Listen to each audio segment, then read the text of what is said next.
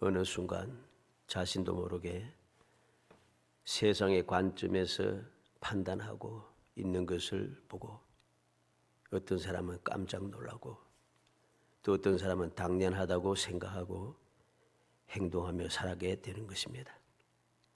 이러한 사실을 깨달았을 때 온전한 믿음의 사람은 어떻게 하는 것인가? 어떻게 하는 것이 신앙생활의 기본에서 벗어나지 않는 올바른 신앙생활인가? 오늘 신앙생활의 기본 31번째 죄인을 부르러 왔노라 주제로 살펴보려고 합니다. 우리는 세상에 살고 있기 때문에 이 세상에 살다 보면은 나는 믿음을 가지고 말씀대로 하나님만 바라보며 하나님을 의지하고 신앙생활을 잘하고 있다고 생각하고 있는데 어느 순간 보면 나도 모르게 내가 있는 곳이 내가 생각하고 말하고 행동하는 것이 내가 살아가는 방식이 이상하게 세상과 닮아 있는 것을 깨닫게 됩니다. 세상과 닮아 있는 이러한 때 나는 과연 어떻게 해야 할 것인가? 우리는 항상 명심하고 또 명심해야 됩니다. 신앙생활의 기본을 우리가 다시금 생각해야 하는 거죠. 신앙생활의 기본을 우리가 생각하고 기본으로 돌아가지 않으면은 그 상황에서 그 상태에서 내가 이제 정신을 차리고 올바르게 가야지 안 됩니다. 왜? 이미 내가 있는 곳이 세상인 것이죠. 이미 내가 생각하고 내가 그 관점을 내가 보고 있는 시점, 그 관점이 이미 세상의 관점입니다. 그곳에서는 아무리 내가 정신을 차리고 하려고 해도 신앙생활의 기본으로 돌아가지 못합니다. 그럼 어떻게 해야 되는가? 단호하게 끊고 원래의 자리로 돌아가야 하는 것이죠. 그것을 회개라고 하는 것입니다. 깨닫고 하나님 앞에 고백하고 회개하면서 통해 자복하고 다시금 원래의 자리로 돌아와야만이 우리가 신앙생활을 올바르게 계속할 수가 있습니다. 오늘 많은 믿음의 사람들이 착각하는 것 중에 하나가 바로 이것입니다. 내가 깨달았으니까 이제부터 내가 신앙생활 올바르게 잘하지 안 된다는 것이죠. 그 결과가 오늘날의 현실인 것입니다. 과연 나는 어떻게 해야 할 것인가?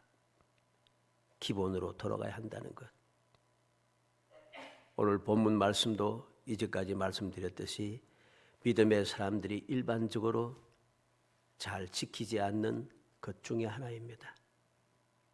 그래서 나는 깨닫고 돌이켰다 생각하고 나는 깨닫고 이제는 올바르게 신앙생활을 한다고 생각하는데 하나님 보시기에는 아니라는 것이죠. 왜 아닌 것인가? 어떻게 네 마음대로 그렇게 정할 수 있느냐? 그렇게 생각할 수 있지만은 하나님의 뜻대로 살아가고 있는지 아닌지 내가 그렇게 주장하고 깨닫고 나서도 내가 있는 위치가 어디인지 내가 어떤 말을 하고 있는지 내가 어떤 이야기를 하고 어떤 행동을 하고 어떻게 살아가고 있는지 살펴보면 알게 됩니다. 양심적으로 살펴보면 지금 내가 말하고 있는 것이 세상의 관점이다. 내가 행동하고 살아가는 방식이 세상 사람들의 생각과 똑같다 하는 것을 알게 됩니다. 여기서 벗어나지 않고서는 절대로 신앙생활을 할 수가 없음을 명심해야 하는 것입니다. 오늘 주님께서 하신 말씀대로 죄인을 부르러 왔노라. 주님의 이 말씀을 다시 한번 마음에 새겨서 우리 모든 성도들이 주님께서 이 땅에 오신 가장 근본적인 기본적인 목적을 우리가 마음에 생각해서 나의 위치를 다시금 살피고 내 생각을 바꾸고 주님께서 내게 처음 주신 그 사랑의 장소로 다시금 돌아갈 수 있는, 그래서 앞으로의 살아가는 삶이 이제까지 살아가는 방식의 연장선상이 아니라 주님을 처음 만났을 때 그 기쁨, 그 행복함, 그 즐거움, 그 소망, 그 놀라운 주님의 능력, 주님의 품 안의 그 따뜻함, 이 모든 것을 다시금 누리면서 이 험한 세상이 천국이 되는 그러한 성도들의 삶이 되기를 주의 이름으로 축복합니다. 먼저 예수님께서 세리 마태에게 나를 따르라 하십니다. 9절 말씀에 예수께서 그곳을 떠나 지나가시다가 마태라 하는 사람이 세관에 앉아 있는 것을 보시고 이르시되 나를 따르라 하시니 일어나 따르니라 그랬습니다. 예수님께서 마태라 하는 사람, 이 사람이 세관에 있는 것을 보고 부르고 있습니다. 나를 따르라. 놀라운 말씀이죠. 왜? 세리라는 거죠. 이 세리라고 하는 것은 우리가 생각할 때 그냥 간단한 내용이 아닙니다. 예수님 당시 세리는 유대인들에게 매국노 취급을 받았고 죄인의 대명사였습니다. 허가된 강도라고 별명을 가지고 있었고 산중에는 무서운 사자가 있고 거리에는 포악한 세리가 있다라고 하는 말이 있을 정도로 그들은 사람들에게 미움을 받은 사람입니다. 그래서 백성들은 세리들과 상종하지 않았습니다. 상종할 수 없는 사람이라는 거죠. 그런데 예수님께서는 바로 그 세리인 마태를 향하여 나를 따르라고 하신다는 것이죠. 우리는 주님의 이 말씀을 기억해야 됩니다. 세리인 마태를 죄인의 대명사고 허가된 강도고 산중에는 무서운 사자가 있고 거리에는 포악한 세리가 있다는 모든 유대인들이 싫어하고 미워하는 이 세리 마태를 찾아가시고 나를 따르라 하셨다는 사실입니다. 뿐만 아니라 10절에 보면 예수께서 마태의 집에서 앉아 음식을 잡수실 때 많은 세리와 죄인들이 와서 예수와 그의 제자들과 함께 앉았더니 11절에 바리새인들이 보고 그의 제자들에게 이르되 어찌하여 너희 선생은 세리와 죄인들과 함께 잡수시느냐 그럽니다. 그리고 누가복음 5장 29절로 30절에는 레위가 예수를 위하여 자기 집에서 큰 잔치를 하니 세리와 다른 사람이 많이 함께 앉아 있는지라 바리새인과 그들의 서기관들이 그 제자들을 비방하여 이르되 너희가 어찌하여 세리와 죄인과 함께 먹고 마시느냐. 바리새인과 그 서기관들이 비방합니다. 어찌하여 세리와 죄인과 함께 먹고 마시느냐. 놀라운 일인 것이죠. 당시 유대인들에게는 있을 수 없는 일을 주님께서는 하고 계시다는 거죠. 나를 따르라 하시고 그 마태의 집에 들어가셔서 많은 세리와 많은 죄인들과 함께 앉아서 음식을 먹고 마시고 있습니다. 우리는 기억해야 되겠습니다. 예수님께서 세리 마태를 부르시고 그 집에서 먹고 마시고 있다는 것. 함께하는 자들이 누굽니까? 많은 세리와 많은 죄인들입니다.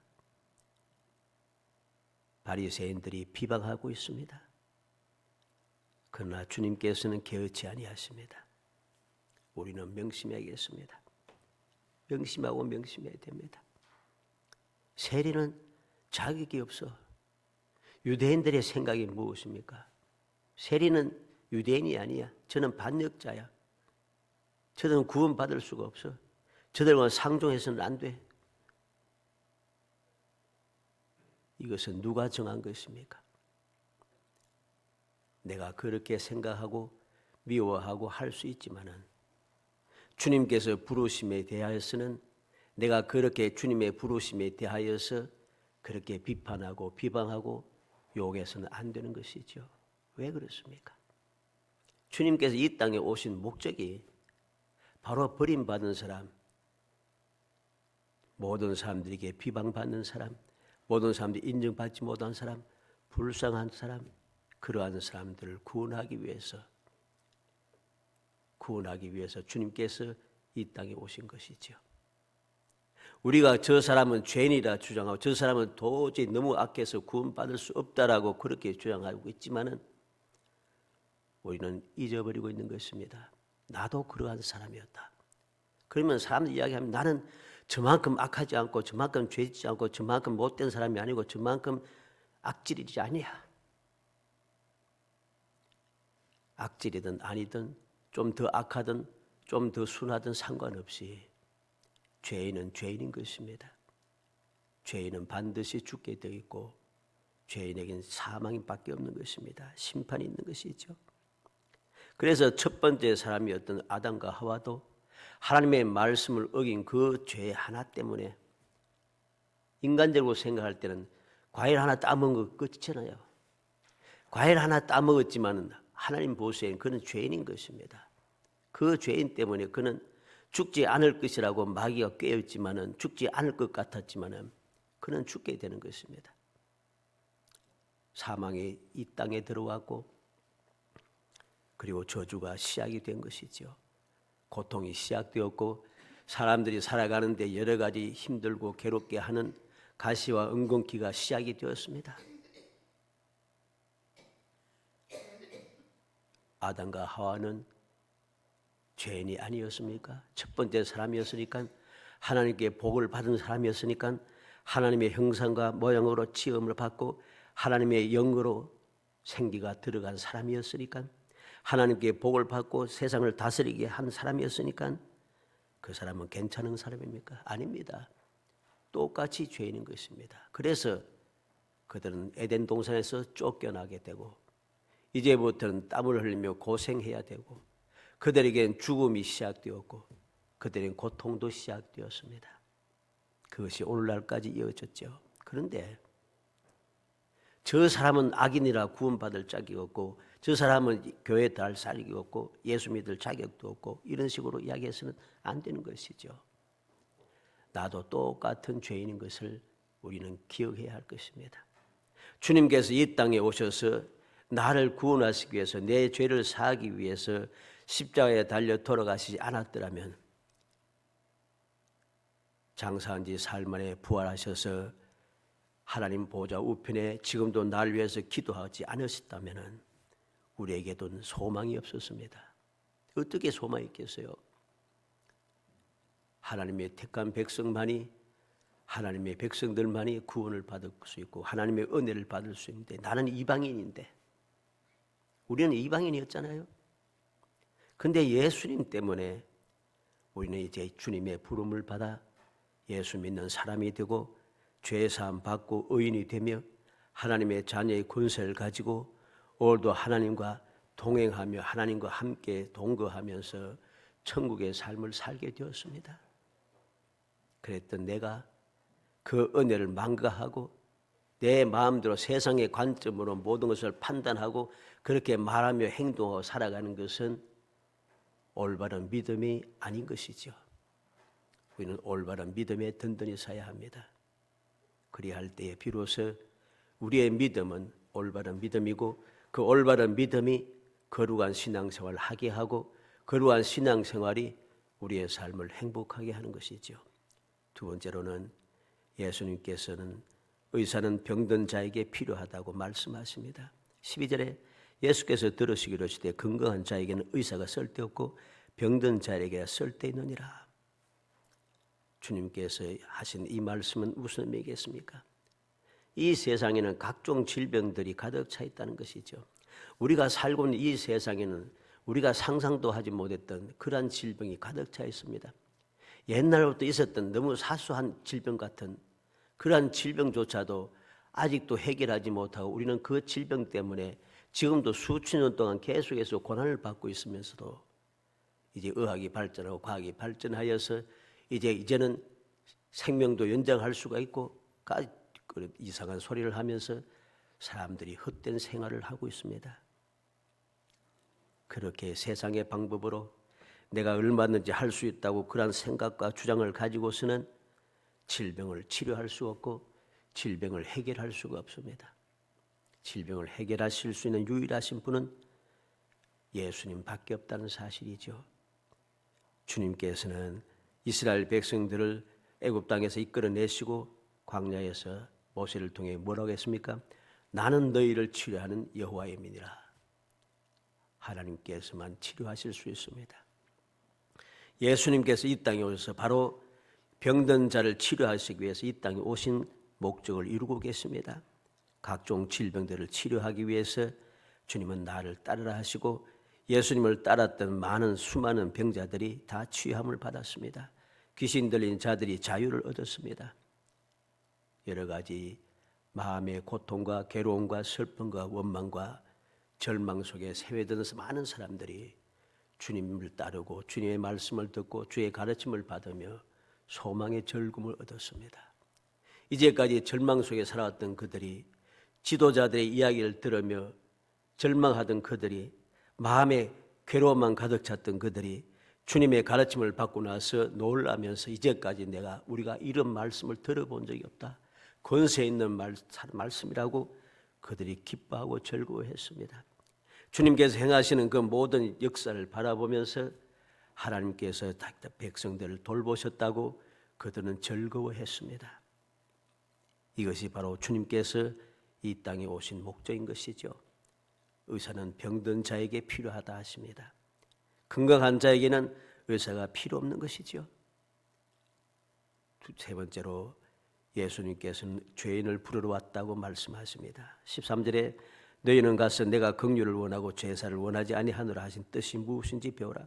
나는 의를 부르러 온 것이 아니요 죄인을 부르러 왔노라 하시니라. 누가복음 5장 32절에는 죄인을 불러 회개시키러 왔노라고 말씀하고 있습니다. 이 말씀대로 예수님께 나온 수많은 죄인들이 죄 사함을 받았습니다. 유대인들은, 바리새인들은, 제사장들은, 장로들은 저는 죄인이라고 주장하고 있지만 갈릴리에서는 선한 것이 날 수 없고 나사렛에서도 선한 것이 나왔고 선지자가 나올 수 없다라고 주장하는 바로 그곳에 수많은 사람들이 죄 사함을 받고 구원의 은총을 입었습니다. 왜? 주님께서 죄인을 부르러 죄 사하기 위해서 오셨기 때문입니다.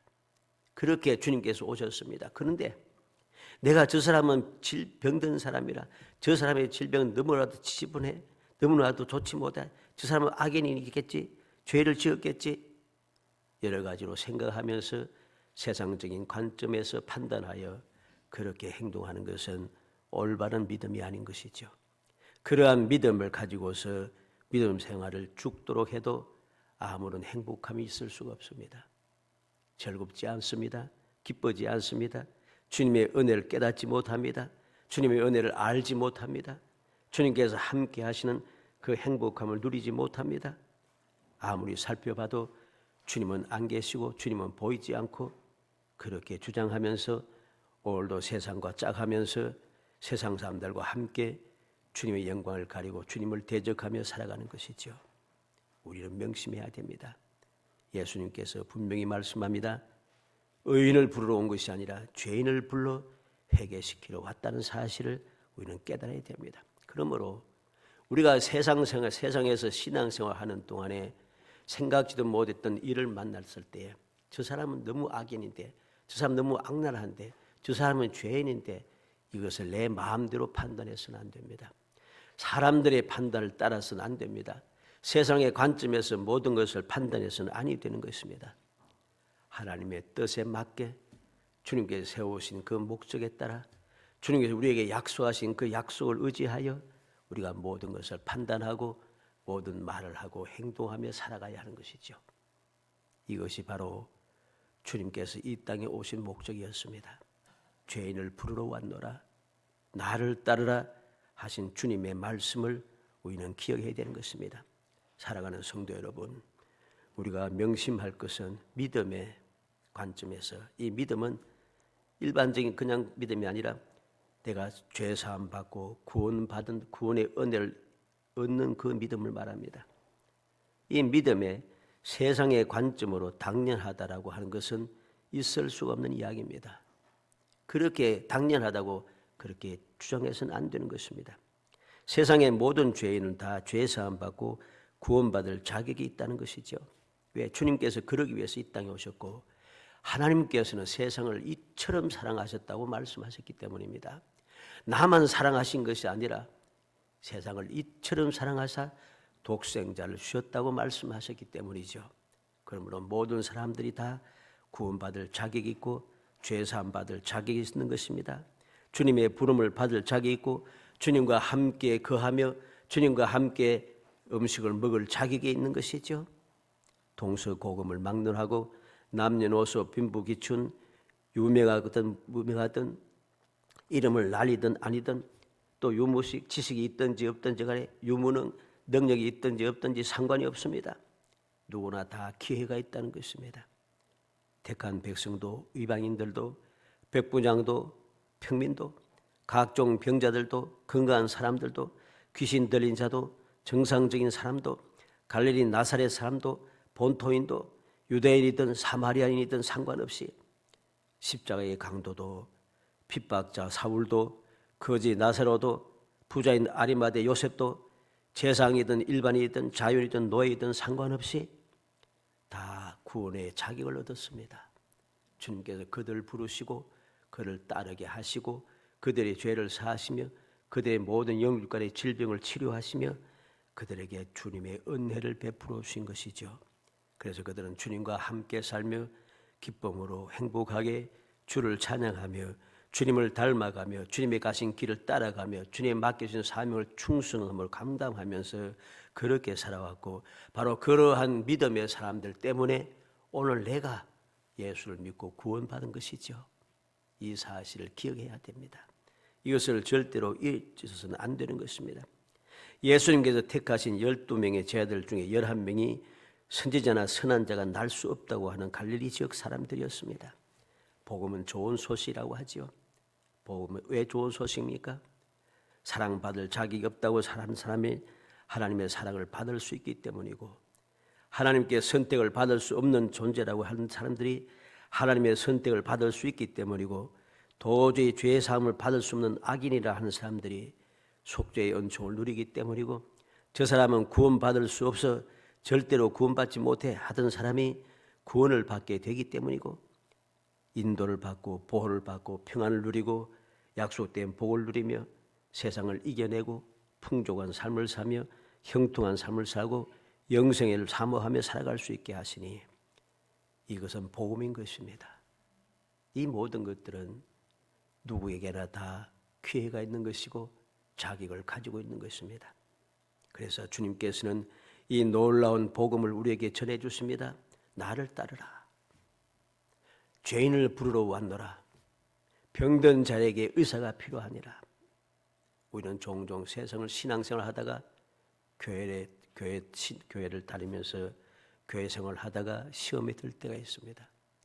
마음에 들지 않고 어떻게 저럴 수가 있는가 하는 그런 사람들 때문에 우리가 고통을 받을 때도 있습니다. 그것 때문에 시험에 들어서 믿음에서 떠나는 경우도 없지 않아 있습니다. 그러나 그것은 어리석은 일인 것입니다. 왜 어리석은가? 교회가 왜 필요하겠습니까? 믿음의 사람만 있어서 교회가 아니라 죄인들, 병든 자들, 문제가 있는 사람들이 주님의 부름을 받고 구원의 은총을 입고서 나온 사람들입니다. 바로 그들을 불러서 주님께서 치료하시고 그들을 위로하시고 그들을 죄를 사하시며 그들로 하여금 하나님의 자녀가 되게 하셨다는 것이죠. 그 사실을 우리가 기억한다면 그것 때문에 시험 들고 낙심할 필요가 없게 되는 것입니다. 우리는 명심해야 됩니다. 오늘도 주님은 나를 따르라고 말씀하시고 믿고 따르는 사람들에게 능치 못함이 없다고 하셨고 믿음대로 되라고 말씀하시고 믿음대로 되라고 말씀하십니다. 주의 이름으로 모인 곳에 함께 하시겠다고 약속하셨고 주의 이름으로 기도하면 무엇이든지 들어주시겠다고 약속하셨습니다. 사랑하는 성도 여러분, 예수님께서는 죄인에게도 기회를 주십니다. 이것이 주님께서 이 땅에 오신 목적이고 사명이었습니다. 그런데 세상 사람들은 주장합니다. 죄가 없다고 합니다. 죄가 아니라고 합니다. 왜? 다 그렇게 하기 때문이라고 합니다. 이런 생각은 마귀의 생각이고 마귀의 목적이고 마귀의 장깨입니다. 죄값은 사망입니다. 반드시 명심해야 됩니다. 그러므로 우리가 내 마음대로 판단해서는 안 되는 거죠. 세상의 관점에서 판단해서는 안 되는 것입니다. 오직 주님께서 이 땅에 오신 목적, 주님께서 전해주신 그 말씀, 주님께서 나를 따르라 하시고 병든 자에게 의사가 필요하고 나는 죄인을 불러 구원하기 위해서 오셨다 하시는 주님의 그 말씀만 내가 믿고 따르게 될 때에 우리의 삶이 행복해지는 것이고 우리의 믿음이 올바른 믿음이 될 것이고 그 올바른 믿음이 우리로 하여금 거룩한 신앙생활을 하게 되고 거룩한 신앙생활을 할 때에 우리는 주님 약속하신 대로 내가 어디에 있든지 무엇을 하든지 언제 어디서든지 주님께서 늘 항상 함께 하심으로 내가 있는 곳이 천국이 되는 것이죠. 하나님 계신 곳이 천국이죠. 천국은 여기 있다 저기 있다 너희 마음속에 있다고 주님 말씀하셨습니다. 왜 내 마음속에 천국이 있다 하십니까? 성령께서 우리 마음속에 계시고 주님께서 친히 말씀하시기를 아버지가 내 안에 내가 너희 안에 우리가 너희 안에 나를 사랑하고 계명을 지키는 자들에게 우리가 너희와 거처를 함께 하겠다 하십니다. 그것이 천국이죠. 왜 이곳을 천국이라 하겠습니까? 이 세상에 살아가면서도 하나님과 함께 살아가면서 천국을 경험하게 하시는 것입니다. 천국을 경험하게 하심으로 진짜 천국에 갔을 때 얼마나 행복할 것인가 하는 것을 깨닫게 하시는 것이죠. 간절히 소원하기는 우리 모든 성도들이 이 험악한 세상에 답답한 세상에 여러 가지로 힘든 세상에 살아가면서 원망하고 시험에 들고 낙심하지 말고 주님의 약속의 말씀 믿고 주님을 사랑하고 주의 말씀대로 순종하며 살아가서 어느 곳에 있든지 주님께서 나와 함께 하시는 그 기쁨, 그 능력, 그 놀라운 승리, 그 행복함을 누리는 아름답고 복된 성도이 되시기를 주의 이름으로 축복합니다. 은혜 감사합니다. 사랑하여 주셔서 택하여 주시고 택한 저희들로 하여금 주님께서 나를 따르라 하신 그 음성을 듣게 하시고 병든 자에게 의사가 필요하고 죄인을 부르기 위해서 오셨다 하시는 주님의 음성을 듣게 하심을 감사합니다. 그 은혜를 감사하게 하시고 아버지 저희들이 어리석은 생각에 사로잡혀 세상 사람들의 관점에 다시금 빠져드는 어리석은 삶이 되지 않게 하옵소서. 어느덧 세상에서 살다가 세상 사람들에게 휩쓸려서 세상과 동화되어 세상의 방법대로 모든 것을 판단하고 시험 들고 완악해지고 괴로워지지 말게 하시고 어떤 상황에도 변하지 않는 믿음으로 오직 주님과 함께 동행하며 살아가고 주의 말씀대로 살아가며 주님께서 명하신 대로 살아가고 주님을 닮아서 살아가게 하시사 우리의 믿음이 굳건하게 하시고 우리의 신앙생활이 거룩하게 하시고 우리의 살아가는 그곳이 하나님께서 함께 하시는 천국이 될 수 있도록 은총을 베풀어 주옵소서. 예수님의 이름으로 기도합나이다. 아멘.